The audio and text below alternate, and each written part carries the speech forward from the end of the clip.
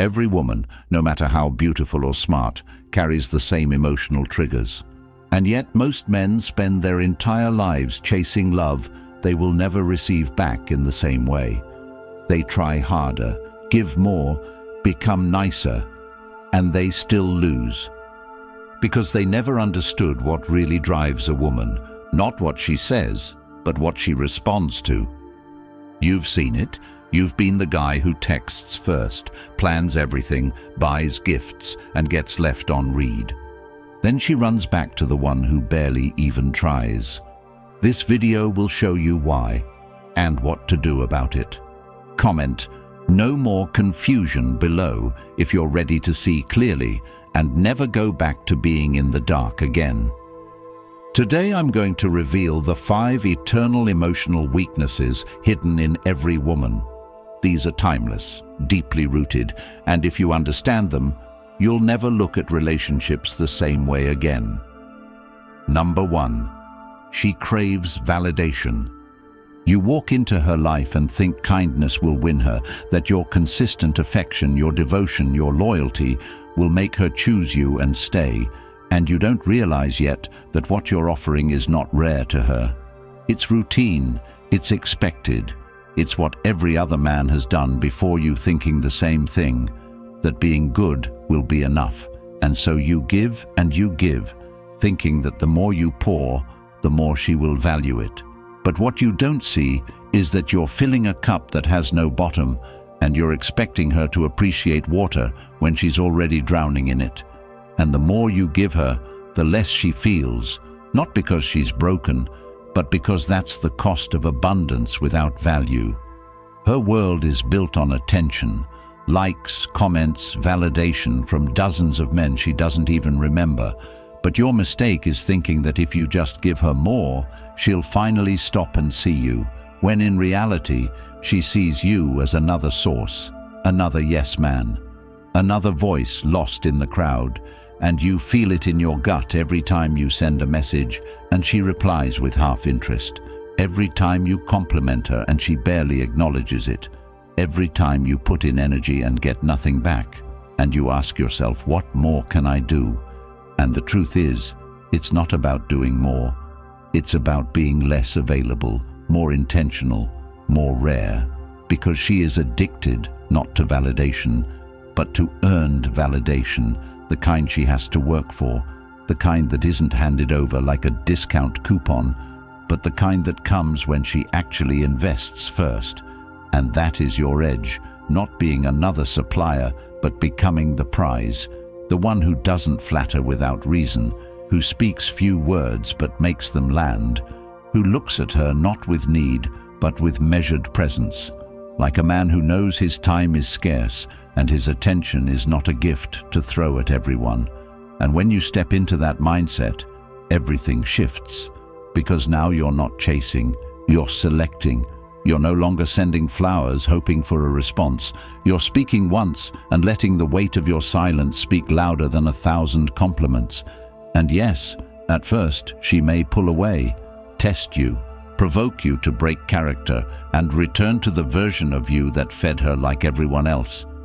But when you hold your ground, when you keep your words purposeful and your emotions in check, when you stop trying to buy love with approval, she will feel it in her bones, that you're different, not just another name in her inbox, but a presence that cannot be ignored. And in that presence, she will chase, because her chemistry is wired for the high of pursuit, not for being given everything up front. And that is not cruelty, that is truth, that is nature. And if you want to live a life where you are chosen not because you overgave, but because you stood firm, you need to break the habit of needing to be liked, needing to be validated, needing to be seen, and start valuing your validation like it costs something, because it does. It costs time, energy, peace, and if you give it away too easily, you pay with your dignity, your sanity, and your self-respect. So if you want to change this dynamic, start today. Stop complimenting just to feel acknowledged. Stop texting just to be remembered. Stop showing up uninvited, and instead Become the man whose silence speaks louder than desperate words, whose presence must be earned, whose attention is the result of value received, not pity given. And when she finally does earn it, she'll feel something she hasn't felt in a long time. Admiration, not for what you give her, but for what you hold back, because restraint is power and scarcity is desire. And until you understand that, you'll always be in the friend zone wondering why your love wasn't enough. When the truth is, she didn't need more love. She needed to earn respect, and you robbed her of that opportunity by giving everything before she even asked. And if this truth hits home, if you feel the weight of your own patterns and you're ready to shift, the Stoic Relationship Blueprint is your next step. It's not just a book, it's a complete reset, built on timeless principles that will immediately transform how you show up, not just in relationships, but in life. And now, it's available in audiobook format, so you can listen to it while walking, jogging, training, even on your way to work, letting the wisdom sink into your mindset every day. Ask yourself, how long will you keep repeating the same cycles? How much longer will you wait to become the man who doesn't chase, doesn't doubt, and doesn't beg? And it's yours forever. Once you get it, you own it. The insights, the lessons, the clarity, they're yours for life. The link is in the comments. Take it, listen, apply it, and never go back to the old you. Number 2, she needs uncertainty. She says she wants consistency, but what she means is she wants consistent excitement, consistent challenge, consistent emotional engagement. And what most men don't understand is that once she has full access to you, once she can predict your every move, your responses, your availability, your approval, your need to be there, she feels no drive, no curiosity, no emotional pull, and slowly her desire begins to fade, not because you did something wrong, but because you did everything right in the wrong way. And it's not your fault because the world lied to you, telling you that reliability and devotion are enough. But the truth is, without uncertainty, those traits become invisible. You become background noise in her emotional world, and she starts looking elsewhere. Not because she's evil, but because she can't feel anything anymore, and feelings are everything to her. That's the currency of her attraction, not facts, not logic, not your long-term planning. And this is where men fall apart. They start doing more when they should be doing less. They start explaining more when they should be quiet. They start overcompensating when they should be retreating into their purpose, into their silence, into their own world. And you've been there, haven't you? Where you responded fast, checked in constantly, made plans in advance, laid out everything so she could feel safe. And she said she liked it, even thanked you for it. But you could feel the energy draining from her, the spark dying, and she didn't even know why. And now you're left wondering what else you could have done when what you needed to do was pull back, not to punish, not to manipulate, but to preserve your mystery, because unpredictability is tension, and tension is attraction. And when she doesn't know what's coming next, her mind stays alert, her emotions stay invested, her energy follows your energy, and the way you bring that into your life is by no longer being fully accessible, not emotionally, not digitally, not energetically, because your attention must be earned, your presence must have weight, and if she doesn't feel the weight of your absence, she'll never value your presence. So you don't text her every day, not because you're playing games, but because your days are full. You don't post everything online, not because you're hiding, but because you're focused. You don't tell her everything at once, because you understand that the unknown is more powerful than the known. And the moment she thinks she's figured you out, she'll either test you or leave, and both come from the same root, boredom. And you must never let her get bored, not by trying to impress her constantly, but by never fully revealing your hand. Keep your ambitions quietly growing, keep your thoughts layered, your schedule full, your circle tight, your presence intentional. Let her see glimpses of who you are, enough to keep her engaged, but never enough to feel she owns you. Because the moment she feels she controls the rhythm, she starts rewriting the song, and she doesn't even know she's doing it. It's just how she's built, and your job is not to change her nature, but to understand it, to work with it, not against it. By staying just out of reach, just hard enough to read, just unpredictable enough that every time she hears from you, it triggers a wave of curiosity instead of routine comfort. And when you master this, she starts leaning in, starts investing emotionally, starts wondering more, imagining more, questioning more, and in that space you create, desire grows, because desire doesn't live in comfort. It lives in contrast, in unpredictability, in moments of silence followed by words that matter, and that doesn't mean being cold or emotionally distant. It means being disciplined. It means not rushing to fill every gap, not always reassuring, not always fixing, not being available at the cost of your own life.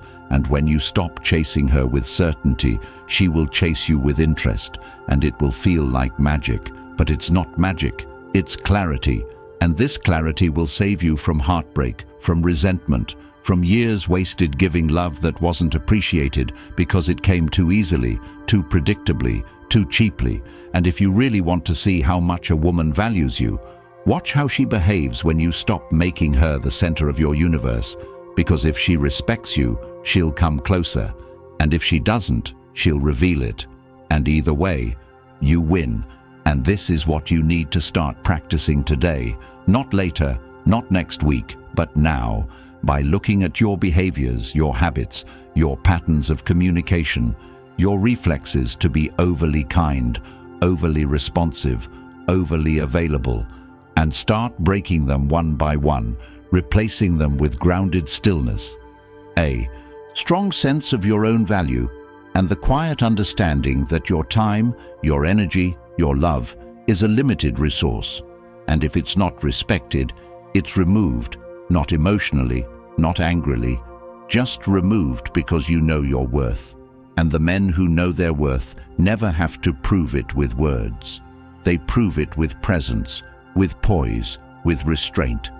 And if you can become that man, you will never again have to ask why she lost interest, because she never will. She'll be trying to figure you out until the end. Number 3, she tests your strength. Every man who has ever tried to do everything right in a relationship eventually hits a moment he never sees coming. A moment where the woman he's trying to love suddenly shifts. She starts arguing over things that don't matter, saying things that feel disrespectful, throwing jabs you didn't expect, changing the tone of her voice from soft to sharp, pushing boundaries she once respected. And in that moment, most men start scrambling, trying to understand what went wrong. They think maybe they said something off. Maybe they need to fix something. Maybe she's having a bad day, and so they become even more accommodating, more agreeable, more flexible. They let her mood dictate their peace, and slowly, piece by piece, they begin to shrink. They don't know they're being tested, but they are. Because a woman doesn't always test you with intention. She tests you with instinct. She needs to know that the man she's emotionally tying herself to is unshakable, is consistent, is clear. And so she pushes to see if you'll bend, to see if you'll fold under pressure, to see if your character is based on principle or her reactions. And this is where most men fail. They start reacting emotionally. They try to argue for their value. They raise their voice or lower their standards. And neither response earns her respect. Because the truth is, she's not looking for a man who reacts. She's looking for a man who doesn't move off his foundation. And when you understand that every attitude shift, every challenge, every silence, every emotional switch is not always a sign of crisis, but often a subconscious probe for strength, you stop trying to fix her emotions and start mastering your own presence. And the moment you stop trying to appease and start standing still, that's when the dynamic changes. She sees it in your eyes that you won't be moved by passive-aggressive tone changes. You won't be manipulated by cold shoulders or emotional games, not because you don't care, but because you've mastered your reactions. And that's when she either leans in or walks away. And if she walks, let her. Because if she leaves because you refuse to abandon your self-respect, then she was never yours to begin with. And if she stays, now it's based on respect, not control. Because she's finally in front of a man who doesn't just talk strength, but lives it. And strength doesn't mean being loud or aggressive. It means being calm when provoked, silent when pressured, clear when attacked, composed when tempted to break character. And you must understand, no matter how much she likes you, if she feels you lack inner fortitude, she will test until you break or prove her wrong. And when you break, she may say she forgives you, but she loses something inside. That spark dims, that deep admiration begins to fade, because she can't fully desire someone she doesn't admire. And she can't admire someone who doesn't lead himself. And you lead yourself not by controlling her, but by refusing to be controlled by her, by grounding yourself so deeply in your own values, your own priorities, your own direction, that her shifting energy never dictates your identity. And that requires inner work, serious, silent, solitary work. The kind where you audit your need to be liked, your fear of being alone, your habits of self-betrayal, the way you rush to please out of anxiety rather than principle, and you start cutting those patterns out of your life, replacing them with stillness, with measured speech, with clear boundaries, with non-reactivity, with time alone where you remember who you are without her attention. And when you master that, you become rare, not because you've changed for her, but because you've become solid for yourself, and she will feel it in her core. The emotional pressure she once used to bend others now falls flat against you, not because you're hard, but because you're grounded. And when she feels that, it either breaks her illusions or builds her trust. And either way, you win, because now you're not fighting for her affection. You're filtering her compatibility, and the power in that position is unmatched, because you no longer fear tests. You welcome them, not as challenges, but as confirmations that your strength is real. And real strength doesn't flinch when poked, doesn't panic when doubted, doesn't over-explain or over-apologize. It just is, steady, clear, and focused. And if you want to live like that, start now, not by confronting her, but by confronting yourself. Where are you bending that you shouldn't be? Where are you tolerating what you wouldn't if you had nothing to lose? Where are you afraid to stand alone? And when you answer those questions honestly, you begin the process of becoming untestable, not because the tests stop, but because they no longer have the power to move you. And in a world full of noise, a man who doesn't flinch becomes magnetic, not because he tries to be, but because he can't be anything else. Number 4. She fears losing control. She says she wants peace, stability, emotional safety. But what she doesn't say is that when she gets those things too easily, without earning them, without tension, without emotional effort, she begins to feel a kind of numbness she can't explain. And it's not because she wants chaos, it's because she's built to respond to polarity, to emotional shifts, to the dance of energy between closeness and distance. And what men don't realize is that when they give her complete control of the emotional dynamic, when they constantly adjust to her moods, plan around her schedule, speak only to please, move only to comfort, they are handing her something that feels good at first, but slowly becomes suffocating. A world with no edge, no tension, no polarity, and she starts to feel it, this dull ache that something's missing. She starts reacting more, becoming colder, more irritable, more difficult to please, and he thinks it's about her feelings. So he tries harder, softens more, walks on more eggshells. But what she's actually reacting to is the loss of structure, of leadership, of any resistance, because deep down, She wants to feel your frame, not control it. And when she realizes that her emotions move you more than your values do, she loses the very trust that once made her open up to you, not because she's cruel, but because she's wired to respect strength, and strength is not controlling her, it's not fixing her, it's remaining stable in the presence of her change. And most men fail this because they confuse care with compromise. They think love means always agreeing, always adjusting, always making space. But true grounded presence means you can hold your line even when she's shifting hers. And this is the paradox you must master. She wants influence, but she doesn't want power over you. Because when she has power over you, she loses emotional safety, and that's when things unravel. She starts withdrawing, you start chasing. She starts testing, you start doubting, and before you know it, you've abandoned your center to chase a peace that only exists when you reclaim it internally, and it starts with your daily choices. How you speak, how you react, how you hold space when she's emotional without becoming emotional yourself, how you stay grounded in your purpose even when she tries to distract you with emotional waves. Because in her world, emotions are navigation, not direction.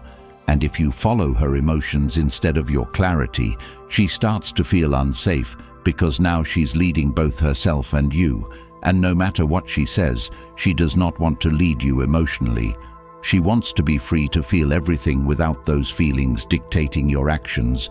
And when you become that man who does not overreact, who does not explain himself every time she changes her tone, who does not adjust his goals to match her comfort, you become the kind of man she can trust without controlling, because control is a burden for her, not a privilege, and she only carries it when you drop it, and you drop it the moment you start living for her approval instead of for your integrity. And if you want to shift this dynamic starting today, you have to reclaim the parts of yourself you've been outsourcing to her emotions. The part that needs her to be happy before you can feel strong. The part that seeks reassurance instead of clarity. The part that lets her mood determine your decisions. And you begin to build that core again by becoming silent when you want to justify, by becoming still when you want to overreact, by staying present when you want to escape. And in that stillness, you remember who you are, what you stand for, what your time and energy are worth. And from that place, you engage with her, not as a pleaser, not as someone who needs to be told he's doing enough, but as someone who already knows who he is and shares his energy with discernment. And when she senses that, everything changes, because now she sees that no matter what she does, she can't sway you off your foundation. And while part of her will resist it at first, try to poke at it, test it, even sabotage it, the deeper part of her will begin to relax in your presence, not because you became passive, but because you stopped being reactive. And this is the foundation of polarity.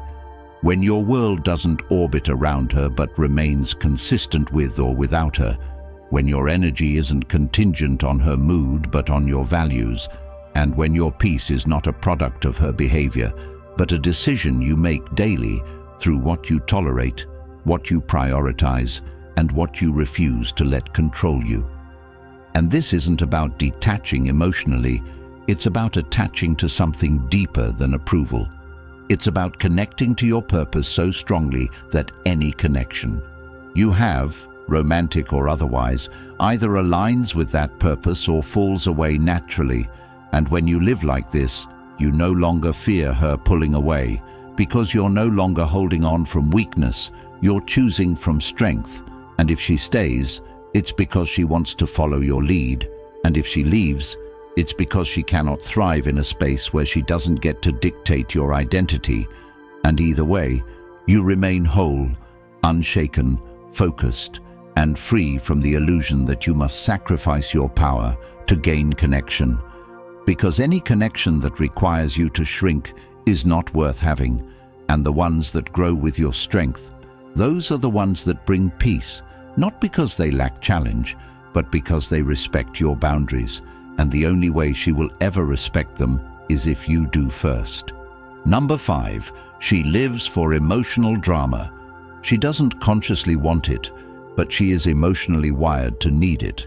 Not in the destructive way most men assume, not in the constant conflict that drains and breaks, but in the subtle emotional movement that makes her feel something. And this is where most men fail miserably, because they think the goal is total peace, absolute calm, a love that flows with no friction, and they work tirelessly to build that environment by removing every possible point of conflict, by avoiding disagreement, by silencing their opinions, by suppressing their own boundaries, just to keep things smooth. And they do all this with the best of intentions, thinking it will make her feel secure, thinking she will finally see their loyalty and choose them forever. But what really happens is she starts feeling numb, distant, detached, not because she doesn't care, but because the emotional frequency has flatlined, and when there's no emotional movement, she starts looking for it, sometimes by complaining about things that don't matter, sometimes by creating tension where there was none, sometimes by testing how far she can push before you finally react. Not because she wants to hurt you, but because she's trying to feel you, trying to reconnect with the intensity she once felt when you were still a mystery, when she didn't know your next move, when there was polarity, presence, challenge. And what you need to understand is this: drama is not about conflict, it's about feeling. And feeling is her compass, her emotional oxygen. And if she has to create drama to feel alive in your presence, it means you've stopped leading the emotional energy of the connection, and now she's trying to fill the vacuum. And the worst part is, most men blame her for this, calling her unstable, accusing her of being toxic, when in truth, they left a void by becoming emotionally predictable, and she's trying to fill that void the only way she knows how, by triggering some kind of reaction. And your job is not to shame her for this, nor to collapse under it, but to redirect it, to understand that emotional energy must be present in the relationship, and it's either going to be guided or it's going to be chaotic. And if you're not the one leading it, then by default, she will, and she will lead it into crisis, not because she wants crisis, but because she needs contrast. And this is where emotional leadership becomes your greatest asset. Because when you understand her need for movement, you stop reacting and start directing. You learn to introduce polarity not through arguments, but through your presence, through light teasing, through bold silence, through deliberate space, through shifting your attention back to your mission when she expects you to orbit around her feelings. And every time you do that, every time you guide the emotional rhythm with calm certainty instead of fear-driven overcompensation, she feels the contrast her emotions crave, and that contrast reignites her attraction. Not because you played games, but because you broke the emotional monotony. And the truth is, emotional leadership doesn't mean avoiding her emotions or numbing yours. It means having the clarity to hold your line when she spirals, to maintain your focus when she seeks chaos, to offer intensity without confusion, certainty without submission, to know when to draw close and when to pull back, not based on what feels easy, but based on what creates movement. And you can start this today by paying attention to your own habits. How often you apologize just to keep the peace, how quickly you explain yourself when she seems upset, how you tiptoe around her mood instead of standing in your own. And once you become aware of those patterns, you begin replacing them with assertiveness, with presence, with unpredictability, not recklessness, but intentional contrast, where she doesn't know if your response will be humor or indifference, tenderness or silence, not because you're erratic, but because you're not afraid to be dynamic, to be expressive, to be clear in your edges. And in doing so, you give her what she's truly craving. Not control, not safety at all costs, but emotional vitality. And that vitality is what brings her back to you emotionally, mentally, physically, because now she doesn't just understand you, she feels you. and that feeling is everything to her. And if you continue to avoid the edge, to avoid the intensity, to avoid the sharp honesty that comes from being fully in your truth, she will either pull it out of you in ways that damage the relationship, or she'll seek it elsewhere. And either path leads to disconnection unless you learn to lead emotionally, to create drama, not through chaos, but through contrast, not through conflict, but through energy, not through volume, but through stillness. And that's the essence of becoming irreplaceable, not by being perfect, not by being soft, but by being alive in your expression, unwavering in your frame, expressive in your truth, and willing to risk her temporary frustration for the sake of long-term polarity, because the man who leads the emotional tone of a relationship never has to beg for connection. He becomes the source of it. They told you to just be nice, to always give, to never question. And look where that got you: overlooked, overextended, and emotionally emptied. Society doesn't want you to know this truth, because a man who understands his power can't be controlled. But you're here now, and you've seen what happens when you stop begging and start leading. If you're ready to rewire your mind, reclaim your strength, and stop chasing women who don't respect you, get the Stoic Relationship Blueprint now. It's packed with timeless, life-changing Stoic principles, and the audiobook version means you can listen while walking, jogging, or grinding through your day, letting it shift you one mindset at a time. Comment, "I lead now," if you're ready. Like this video to push it into the hands of another man who needs to hear this, and subscribe so we keep dropping truths they never wanted you to hear. The link is in the comments. Own this knowledge. Transform your life.